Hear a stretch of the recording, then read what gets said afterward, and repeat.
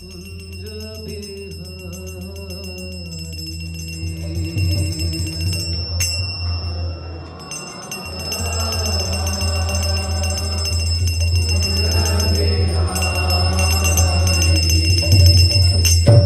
जय राधा माधव कुंज बिहारी।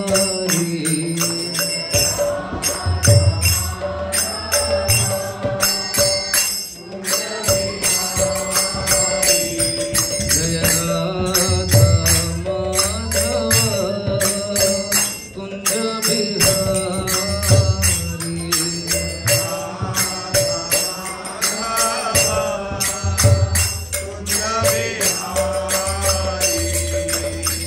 गोपीजन वल्लभा गिरिवरधारी।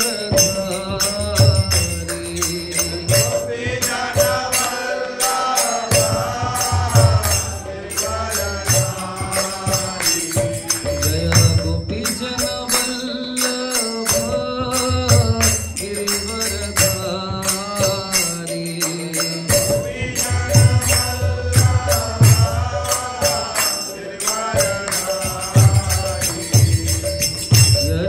यशोदनंदन ब्रज जनरंजन। बोलिए यशोदनंदन ब्रज जनरंजन।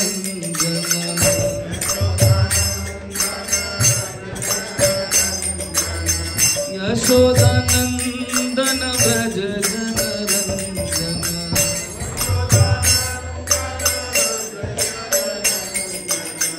यमुना तीरा वनचारी।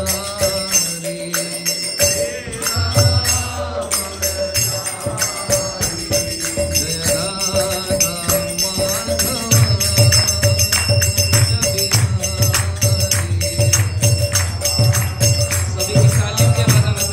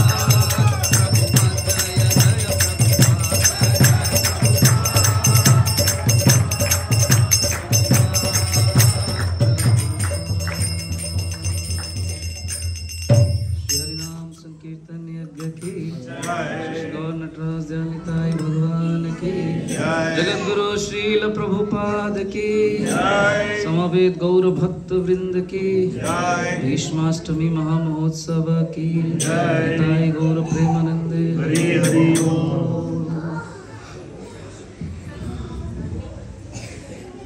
हरे कृष्णा। हरे कृष्णा।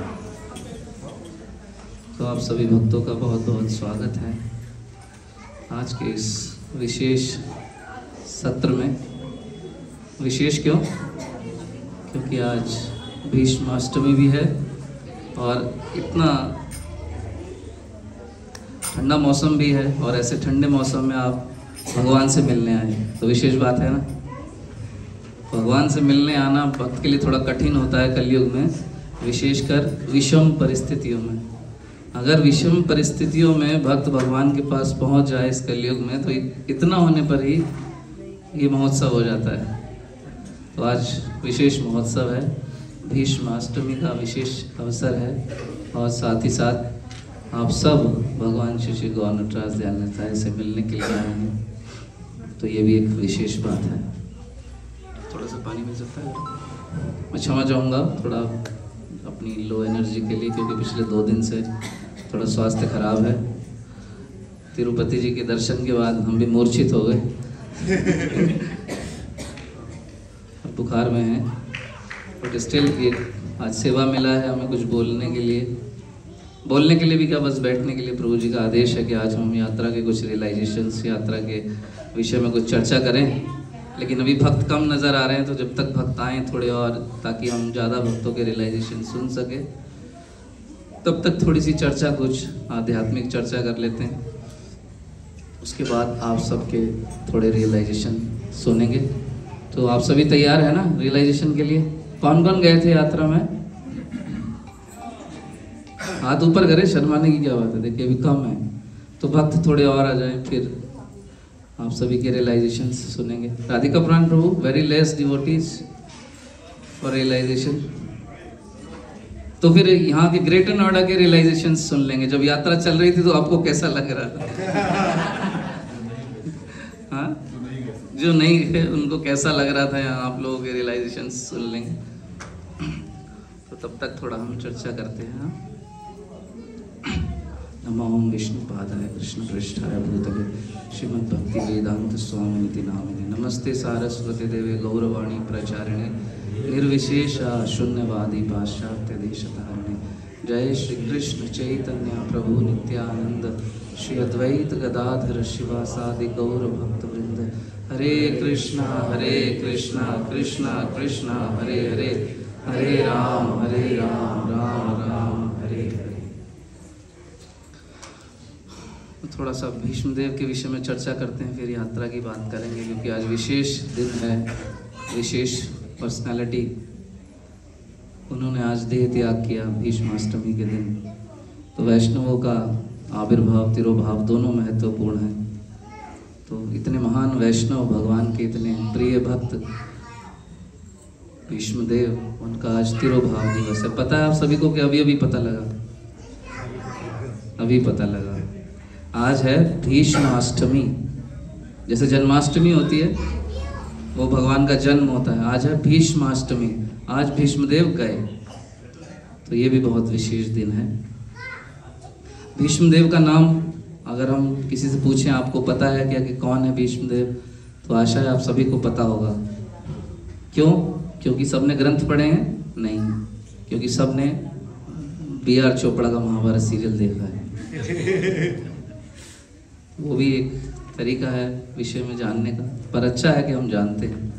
हमारे लिए अननोन नहीं है भीष्मदेव। आई थिंक सभी ने भीष्मदेव का नाम सुना है। ओके, तो किसी से पूछा जाए कि कौन है भीष्मदेव, तो जनरली कुछ भक्त तो यही कहते हैं कि हमने टीवी में देखे हैं। कोई गंगा पुत्र बताता है, कोई जो थोड़ा अधिक ज्ञानी है वो बताता है कि 12 महाजनों में से एक है ना। थोड़ा और ज्ञानी है वो वसुओं की बात है। तो थोड़ी सी चर्चा उनके जीवन के विषय में करेंगे कि कौन है गंगा पुत्र भीष्म। जब तक थोड़े से भक्त आ जाए थोड़ी सी चर्चा कर लेते हैं। आदेश ले लिया हमने राधिका प्राण प्रभु से, थोड़ा सा अवसर दें क्योंकि विशेष दिन है, थोड़ा सा भीष्म देव के विषय में भक्तों को पता चल जाए। ज़्यादा समय नहीं लेंगे, उन्होंने तो हमें कहा था 10 मिनट हैं प्रभु आपके पास बोलने के लिए, बाकी फिर रियलाइजेशन सुनने हम थोड़ी देर चर्चा करते हैं भीष्म देव के विषय में, फिर हम रियलाइजेशन करेंगे। तो अगर हम भीष्म देव के विषय में जानना चाहेंगे और भागवतम में झांकें तो फिर और थोड़ा पीछे जाएं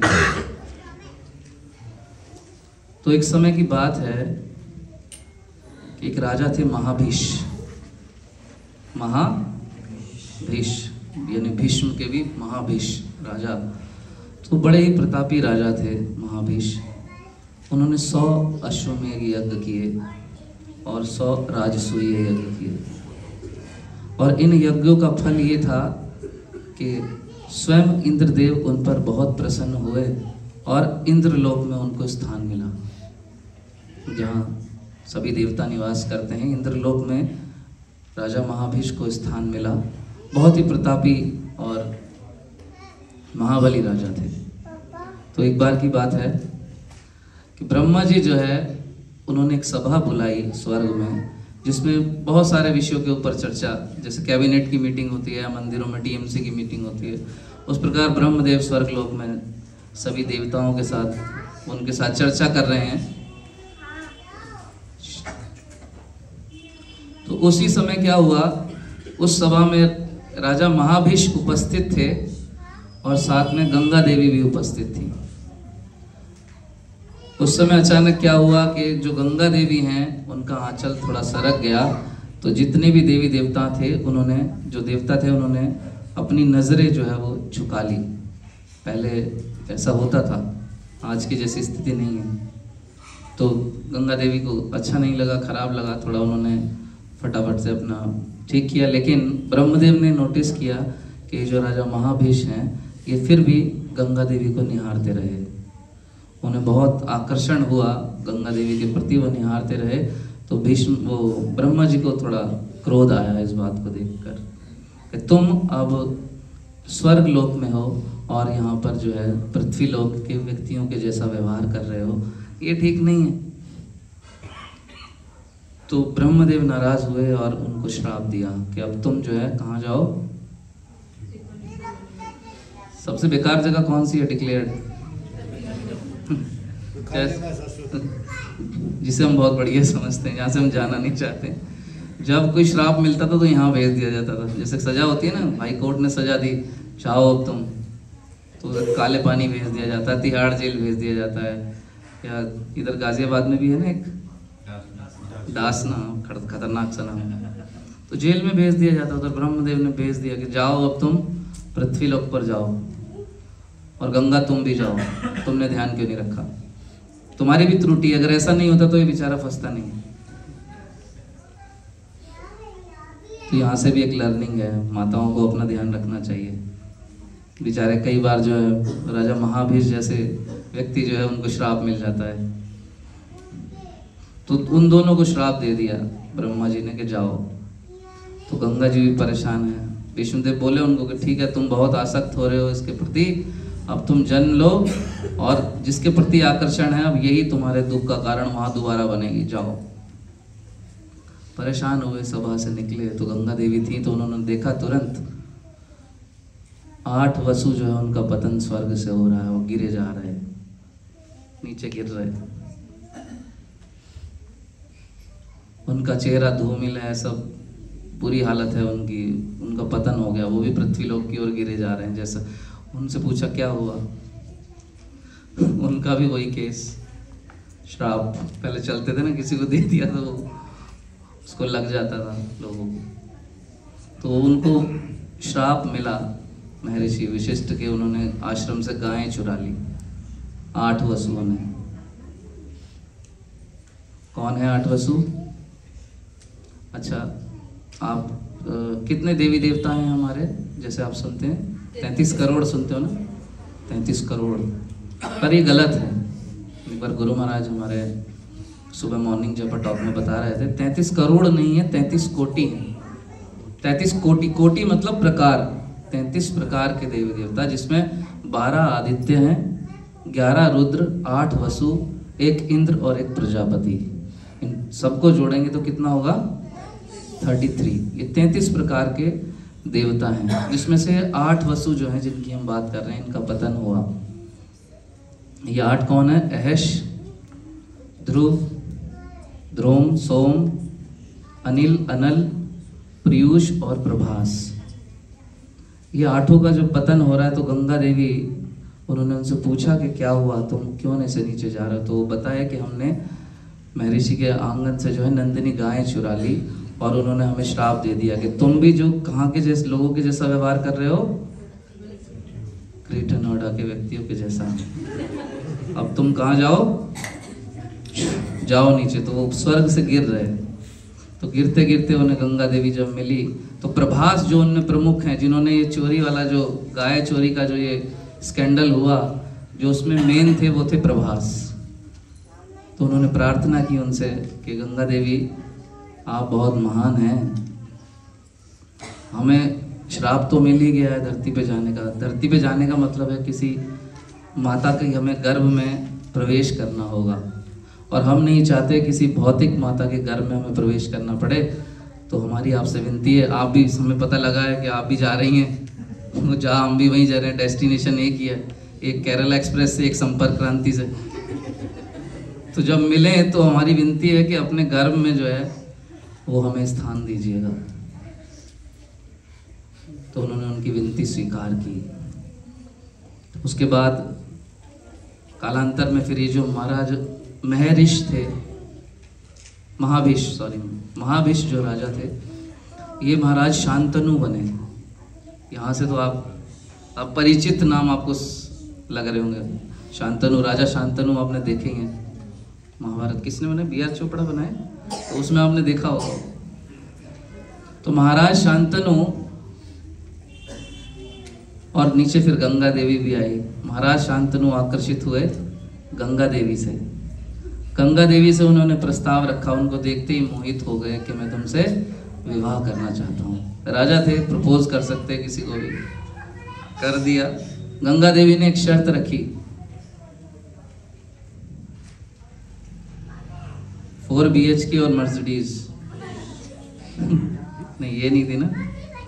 उन्होंने शर्त रखी कि आप मुझसे कभी कोई प्रश्न नहीं करेंगे। देखिए माताएं कितनी खुश हैं, इनकी भी इच्छा है ऐसा, हम कुछ भी करें, कुछ भी शॉपिंग करें, हमसे नहीं पूछा जाए। ऐसे गंगा जी ने प्रस्ताव रख दिया। अब शांतनु जो थे वो इतने आकर्षित थे, उन्होंने कहा कोई बात नहीं, तथास्तु, कभी कोई प्रश्न नहीं करूंगा। विवाह हो गया, पहली संतान हुई। गंगा देवी ने संतान को उठाया शांतनु जी के सामने ही और गंगा नदी में प्रवाहित कर दिया। सोच रहे ये क्या हुआ, नहीं समझ में आया। दूसरी संतान हुई, फिर वैसा ही हुआ। एक एक एक करके 7 संतान गंगा नदी में प्रवाहित कर दी। उसके बाद जब 8वीं संतान हुई तो महाराज शांतनु से रुका नहीं गया, टॉलरेंस लिमिट उनकी क्रॉस हो गई। तो उस 8वीं संतान के समय उन्होंने प्रश्न कर ही लिया कि ये तुम क्या कर रही हो देवी, मैं बहुत समय से शांत हूं लेकिन अब मैं शांत नहीं रह सकता। हमारे सभी पुत्रों को तुमने गंगा नदी में प्रवाहित कर दिया, उनको मार डाला, क्या कारण है इसका? उन्होंने बोला ठीक है, मैं इसका जवाब दूंगी, लेकिन अब जैसा मैंने आपसे कहा था मुझे प्रश्न नहीं करोगे, जब प्रश्न करोगे तो मैं चली जाऊंगी। उन्होंने क्या किया, अपने पुत्र को साथ लिया और चली गई। इस बार उन्होंने उसको बहाया नहीं। क्यों नहीं बहाया? क्योंकि महर्षि ने श्राप दिया था जब 8 वसुओं को, तो उसमें प्रमुख थे प्रभास। ये वही प्रभास हैं जिन्होंने अब ये 8वें पुत्र के रूप में जन्म लिया गंगा के गर्भ से, जिनका नाम देवव्रत पड़ा, जिन्हें हम भीष्म देव के नाम से जानते हैं। और वो 7 कौन है? पहले जो वसु हैं, क्योंकि उनका उस स्कैंडल में रोल ज्यादा नहीं था, उन्हें भड़काने वाले प्रभास ही थे, वो तो सिर्फ साथ चल रहे थे। लेकिन गाय चोरी जो हुई वो असली करने वाले थे प्रभास। तो ऋषि ने उनको कहा था कि तुम कम समय के लिए रहोगे पृथ्वी लोक पर, लेकिन ये जो प्रभास है ना, इसको लंबे समय तक पृथ्वी पर रहना पड़ेगा। और यही विनती गंगा देवी से वसुओं ने की कि जब हम आपके गर्भ से जन्म लें तो हमें अपने पास रखना मत, माया में मोहित मत होना, कहीं आपको हमसे प्रेम हो जाए कि मेरा पुत्र है, इसको मैं पालन पोषण करूंगी। नहीं, हमें वापस अपने धाम आना है। तो क्या करना, जैसे ही जन्म ले हमें बहा देना, बस ये हमारी विनती है। ये जब एग्रीमेंट बना था संपर्क क्रांति और केरला एक्सप्रेस का, उस समय की बात है ये।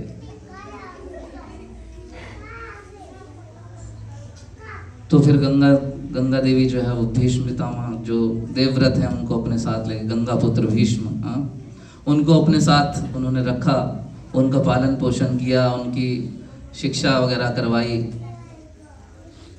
और उसके बाद कुछ समय पश्चात जो है महाराज शांतनु, एक बार उन्होंने देखा कि एक व्यक्ति है, उसने गंगा नदी के बहाव को ही रोक रखा है। थोड़े समय बाद, जब तक देवव्रत बड़े हो गए थे, वो इतने बलवान थे भीष्म पितामह के, उन्होंने गंगा नदी के प्रभाव को ही रोक लिया, धारा ही पूरी रोक ली, जैसे बांध होता है। तो शांतनु ने देखा ये कौन है प्रतापी व्यक्ति, तो उनको आश्चर्य हुआ। तो तब गंगा देवी प्रकट हुई, तो उन्होंने बताया कि ये आपका पुत्र देवव्रत है और अब मैं चाहती हूँ कि आप इसको अपने साथ रखें, और जो इसके राइट्स हैं इसको मिलने चाहिए। एक राजा का पुत्र है, ये राजा बने। और फिर वो महाराज शांतनु के साथ देवव्रत जो है वो आ जाते हैं, लेकिन गंगा देवी नहीं आती। महाराज शांतनु अभी भी अकेले हैं। कुछ समय पश्चात जो है, शॉर्ट में बता रहा हूँ चीजें वरना राधिका प्राण प्रभु नाराज हो जाएंगे। कुछ समय पश्चात जो है हमारे जो महाराज शांतनु है, उनकी भेंट होती है सत्यवती से।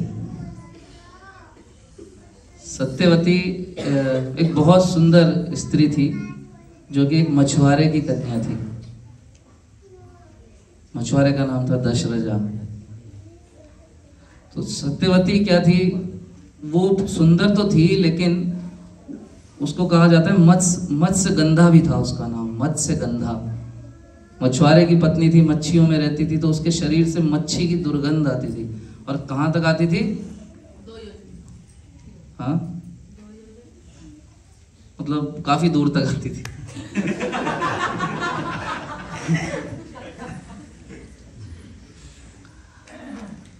तो सत्यवती को एक बार जो है उन्होंने देखा महाराज शांतनु ने, तो महाराज शांतनु जो उससे आकर्षित हुए।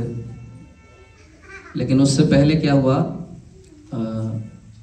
महर्षि पराशर एक बार मिले सत्यवती से। उन्होंने कहा मुझे भी पार करा दो। तो महर्षि पराशर जो है सत्यवती के साथ गए, और पानी जब उन्होंने पार किया तो प्रसन्न हुए और सत्यवती को उन्होंने आशीर्वाद दिया। और महर्षि पराशर के आशीर्वाद से सत्यवती को एक पुत्र हुआ जिनका नाम है व्यासदेव। व्यासदेव सब सुनते ही आप, व्यासासन पर बैठे हैं हमें भैया। तो व्यासदेव जो है सत्यवती के पुत्र हुए, और उन्होंने महर्षि पराशर ने आशीर्वाद दिया कि अब ये जो तुम्हारे शरीर से दुर्गंध आती है कभी नहीं आएगी। अब उसके शरीर से कस्तूरी की सुगंध आने लगी, जो कि 2 योजन तक जाती थी। कहाँ तक? काफी दूर तक नहीं, 2 योजन तक जाती थी।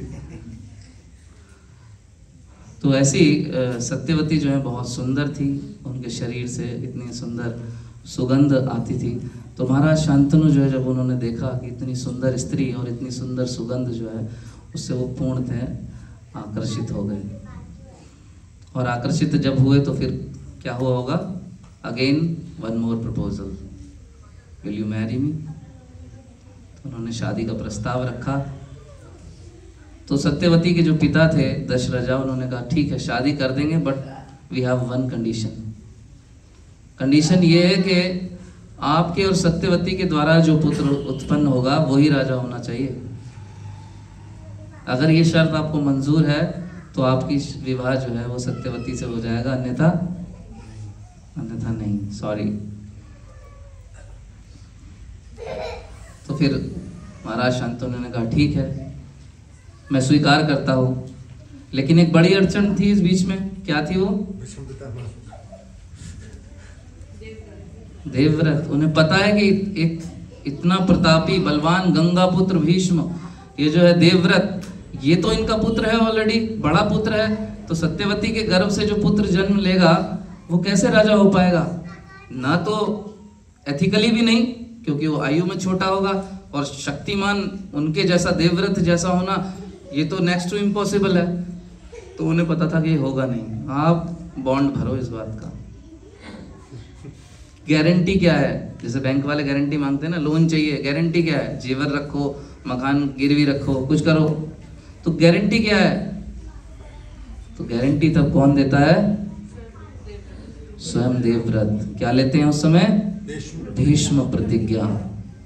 उस प्रतिज्ञा बहुत सारी हुई, लेकिन उसको भीष्म प्रतिज्ञा कहा गया।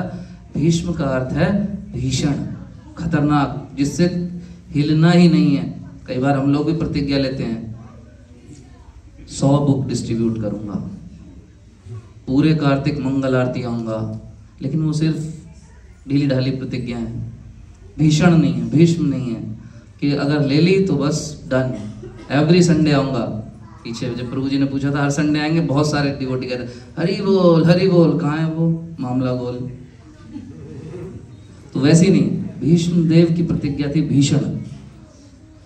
तो उन्होंने प्रतिज्ञा ली कि मैं आजीवन विवाह नहीं करूंगा, ना मैं राजा बनूंगा, ना मैं विवाह करूंगा, और जो भी राजा बनेगा मैं उसकी सेवा करूंगा, रक्षा करूंगा। देखिए कितनी कितनी बड़ी बात थी। सब कुछ अपना है, पावरफुल है, एलिजिबल है, फिर भी छोड़ दिया। ऐसे थे भीष्मदेव। हम एलिजिबल नहीं होते, फिर भी कुछ अगर हमें मिल जाए हम नहीं छोड़ना चाहते। एलिजिबिलिटी होते हुए सब कुछ छोड़ दिया, किस लिए? अपने पिता की प्रसन्नता के लिए। आज हम अपने माँ बाप के बारे में ज्यादा कोई सोचता नहीं है, सेकेंडरी है माँ बाप। जो ग्रस्तों के लिए तो सेकेंडरी हो जाते हैं, प्रायोरिटी पे कौन आ जाता है? उनकी अपनी सत्यवती। तो महत्वपूर्ण है, पत्नी भी महत्वपूर्ण है जीवन में, और माता पिता भी महत्वपूर्ण है। जब माता पिता आशीर्वाद देते हैं तो यहां हम समझ सकते हैं क्या होता है। देवव्रत के पिता शांतनु जब प्रसन्न हुए तो उन्होंने आशीर्वाद दिया कि मैं तुम्हें इच्छा मृत्यु का वरदान देता हूं। इच्छा मृत्यु जब चाहो तुम। इस भौतिक जगत में क्या है, मरना सबको है, लेकिन कितना विशेष वरदान दिया, जब चाहे तब मर जाओ।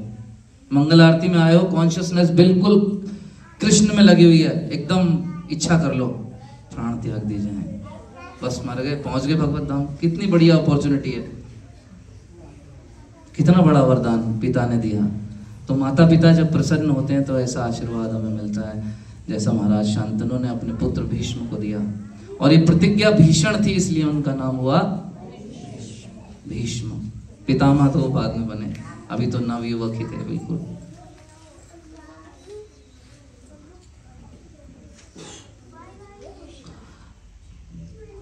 तो ऐसे ऐसे महान गुण उनके अंदर थे, भीष्म पितामह के अंदर। उसके बाद हम देखें अगर तो सत्यवती के पुत्र भी हुए, विचित्र वीर्य हुए, और एक और हुए चित्रांगद। आप सब ज्ञानी बैठे हो, प्रवचनकर्ता को दिक्कत नहीं, कुछ भूल जाए तो सब बताने के लिए तैयार है। चित्रांगद और विचित्र वीर्य हुए। चित्रांगद युद्ध में मारे गए, विचित्र वीर्य उनकी कोई संतान नहीं हुई तब तक ही वो बीमारी से जो है वो चले गए थे।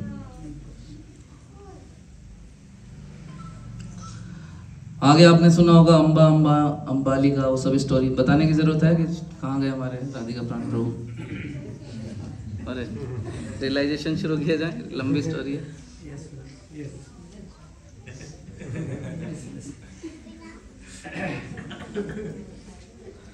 ठीक है, चलती रहेगी। आनंद आ रहा होगा वैसे आपको स्टोरी में, है ना? आगे इसको हम पूरा करेंगे, और आगे बहुत सारी बहुत अच्छा है। अब धीरे धीरे हम फिर भीष्म स्तुतियों की तरफ आएंगे, जब भीष्मदेव ने किस प्रकार जो है शरीर त्याग किया। भगवान श्री कृष्ण में उस समय की बात है जब, थोड़ा सा बस कंक्लूड कर देता हूँ प्रभु जी, राइट, जब कुरुक्षेत्र का युद्ध खत्म हो गया, सब कुछ युद्ध शांत है, भीष्म पितामह लेटे हुए हैं शैया के ऊपर। कितने दिन हो गए? 58 डेज। प्रभु जी ने बताया था एक बार क्लास में, right, if I am not wrong, 58 ना? 58 डेज बाणों की शैया पर लेटे रहे। सर्दी का मौसम था, लेकिन सर्दी चल रही है ना अभी, हम लोग सेंटर तक भी नहीं आ रहे। वो कुरुक्षेत्र के खुले मैदान में तीरों के ऊपर लेटे हुए थे और वेट कर रहे थे कि बस कब सूर्य उत्तरायण में आए। सूर्य मकर संक्रांति को उत्तरायण में आ गया। उसके बाद उधर भगवान जो है प्रस्थान करना चाह रहे हैं द्वारका के लिए, लेकिन भीष्मदेव लेटे लेटे प्रार्थना कर रहे हैं, अपना मन एकाग्र कर रहे हैं बिल्कुल श्री कृष्ण के चरणों में। कृष्ण जानते हैं। और वो किसको लेके पहुंचे वहां पर? युधिष्ठिर को। आर्ट ऑफ लिविंग पहले स्कंद के 8वें अध्याय में हमें मिलती है, इसमें कुंती महारानी सिखाती है कि जीवन जीना कैसे है। और 9वें अध्याय में भीष्म स्तुति आर्ट ऑफ डाइंग हमें सिखाती है कि किस प्रकार शरीर त्यागना है। युधिष्ठिर महाराज परेशान है कि सारा युद्ध मेरी वजह से हो गया, मैंने इतने करोड़ों लोगों को मरवा दिया, परेशान है। भगवान समझाते हैं कि नहीं नहीं, तुम्हारा कुछ नहीं है राजा, लेकिन युधिष्ठिर महाराज को बात समझ में नहीं आती। ऐसे भगवान जिन्होंने अर्जुन को थोड़ी देर समझाया, अर्जुन समझ गया, लेकिन युधिष्ठिर नहीं समझ पा रहा। क्यों? क्योंकि भगवान चाहते थे कि श्रेय जो है भीष्म पितामह को मिले। युधिष्ठिर को और सारे पांडवों को लेकर पहुंचे कुरुक्षेत्र के मैदान में, जहां पर भीष्म पितामह बाणों की शैया पर लेटे हैं। और अंत समय में आप जिसने भी नवम स्कंद पढ़ा है उसमें आप समझ सकते हैं कि भीष्म पितामह समझाते हैं युधिष्ठिर को कि सब परेशान होने की आवश्यकता नहीं है, अपने चित्त को सिर्फ कृष्ण पर लगाओ और इनकी प्रसन्नता के लिए कार्य करो। जीवन का लक्ष्य और उद्देश्य यही होना चाहिए, दैट्स इट।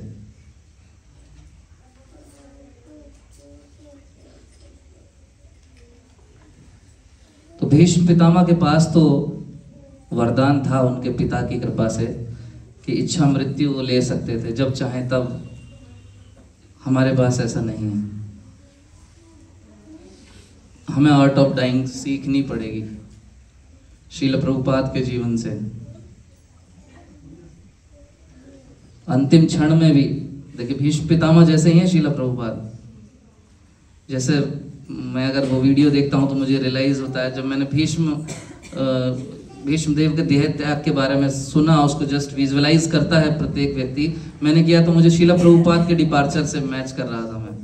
जिस प्रकार भीष्म पितामह शैया पर लेटे हैं, उसी तरह प्रभुपाद लेटे हैं। पांडव चारों तरफ हैं, उधर भक्तगण है, वैसी स्थिति है। बस फर्क इतना है कि यहाँ पर भीष्मदेव के चित्त में भी कृष्ण है और बाहर भी कृष्ण खड़े हैं। उधर क्या है? प्रभुपाद के चित्त में कृष्ण है, थोड़ा सा दूर कृष्ण बलराम खड़े हैं, बिल्कुल पास नहीं, थोड़ा सा दूर, 100-150 मीटर की दूरी पर वहां कृष्ण बलराम है। तो प्रभुपाद के जीवन से सीखना चाहिए। बूढ़ा व्यक्ति जिसके शरीर में हड्डी से बिल्कुल खाल चिपक गई है, जो डॉक्टर हैं वो जानते हैं कि जब शरीर में मांस नहीं रहता और खाल जो है हड्डी को टच करती है तो व्यक्ति की स्थिति बहुत खराब, दर्दनाक होती है। एक बार गुरु महाराज बता रहे थे कि जो श्रील प्रभुपाद थे, अंतिम क्षणों में जब उनको देखने के लिए डॉक्टर आता था तो प्रभुपाद की ऐसी कॉन्शियसनेस थी कि डॉक्टर हैरान रह जाता था। प्रभुपाद ने डॉक्टर से पूछा अपनी लड़खड़ाती हुई आवाज में, आंखें बंद, how are you doctor? Doctor से पूछा कि हाउ आर यू? डॉक्टर विचित्र स्थिति में आ गया, वो बड़ा असमंजस में पड़ गया कि ऐसा व्यक्ति, इतना बूढ़ा व्यक्ति इस दशा में, उनको मेरी इतनी चिंता, वो मुझसे पूछ रहे कि हाउ आर यू? डॉक्टर की आंखों में आंसू आ गए। और अंतिम क्षण तक श्रील प्रभुपाद की कॉन्शियसनेस ऐसी कि वो भागवतम का अनुवाद कर रहे थे, कृष्ण के विषय में सोच रहे थे। तो अगर हम ग्रंथों से बताते, जैसे भीष्म पितामह के विषय में बताते हैं, उनकी ग्लोरीज के विषय में बताते हैं, तो बहुत लोग सोचते हैं अरे प्रभु जी ये कहाँ हमने सुनी है, तो किताबों में लिखी हुई कहानियां हैं। लेकिन हम आज भी देख सकते हैं श्रील प्रभुपाद भक्ति तीर्थ स्वामी महाराज, नाम सुना है आपने? भूटान में प्रचार किया करते थे। ब्लैक स्किन महाराज, कैंसर था उनको। एक भक्त ने एक बार प्रार्थना की कि महाराज मैं प्रार्थना करता हूं नरसिंह देव से कि आपका कैंसर मुझे लग जाए। मैंने कहा स्टॉप इट, दोबारा ऐसी बात करना भी मत, क्योंकि ये कैंसर तो मेरे पास वरदान है। जिस प्रकार परीक्षित महाराज के पास वरदान था, उस प्रकार मेरे पास ये वरदान है। मुझे पता है मेरे पास समय बचा ही नहीं है। मुझे अपनी कॉन्शियसनेस जो है वो भीष्म पितामह की तरह एकाग्र कर देनी है भगवान के श्री चरणों में, कहीं और जाने की आवश्यकता नहीं। और तुम प्लीज ऐसी प्रार्थना बिल्कुल भी नहीं करोगे। देखिए, सी लाइक दिस, इन आचार्यों से हम सीख सकते हैं। हमें भी प्रयास करना है। आज इस विशेष तिथि पर हम भीष्म पितामह और शील प्रभुपाद और ऐसे ऐसे वैष्णव आचार्य जिन्होंने अपने आदर्श ऐसा प्रस्तुत किया है हमारे सामने, उनके श्री चरणों में हम प्रार्थना कर सकते हैं कि हमारी मति भी भगवान ऐसी करें कि जब हमारा अंत समय आए तो हमारी चेतना जो है वो श्री कृष्ण के चरणों पर स्थिर हो जाए। हरे कृष्ण। आप में से किसी का कोई प्रश्न है तो करिए, फिर हम रियलाइजेशन की ओर बढ़ते हैं।